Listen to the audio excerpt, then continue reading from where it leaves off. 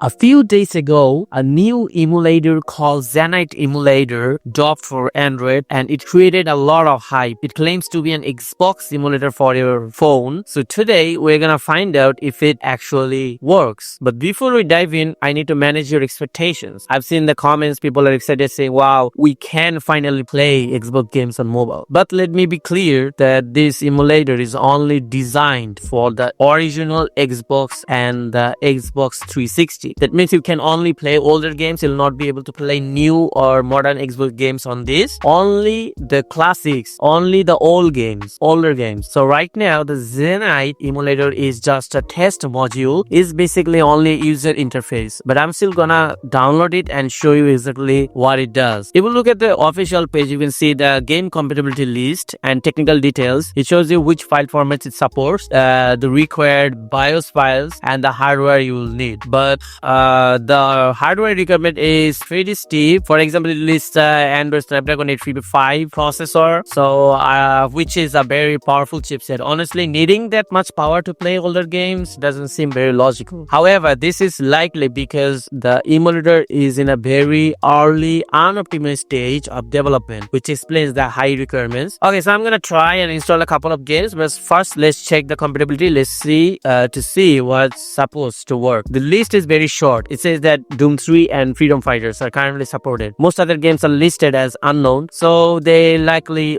don't work at all. So let's give this to a try. We will attempt to run Doom 3 and Freedom Fighters using the Xanite emulator. Alright, let's open the emulator. Okay, as you can see, the interface is simple with options for Xbox Original and Xbox 360. So if I click on Xbox Original, it takes me to the BIOS light screen. But the problem is if I try to launch a game from here, it won't work. It just shows a black screen. So instead of loading the BIOS, I'm gonna try loading the games directly through the Xbox 360 interface. I've already loaded the game files. First up, Freedom Fighters. I'm hitting play and let's see. It says launching Freedom Fighters, but absolutely nothing is happening. Okay, let's try Doom 3. The same results, nothing. So what's the verdict? Right now, this is a complete waste of time. If you were thinking that you could use this emulator to play the latest Xbox games like GTA 5 or GTA 6, you are mistaken. That's a common misconception about this project. The developers have clearly stated that it is only for original Xbox and Xbox 360. You will not be playing Xbox Series S or Series X games on your Android with this. So I hope that clears things up. So now if you're still hopeful that one day you'll be able to play old school classics games like the original Halo, then this is a project to keep an eye on. But as of right now, it's in such an early stage that nothing actually works. The only thing that functions is the user interface only. So that's the reality of the Xanite emulator right now. What do you call Xanite? Okay. So if you found this video helpful, please give it a share. Thanks for watching and I'll see you in the next one.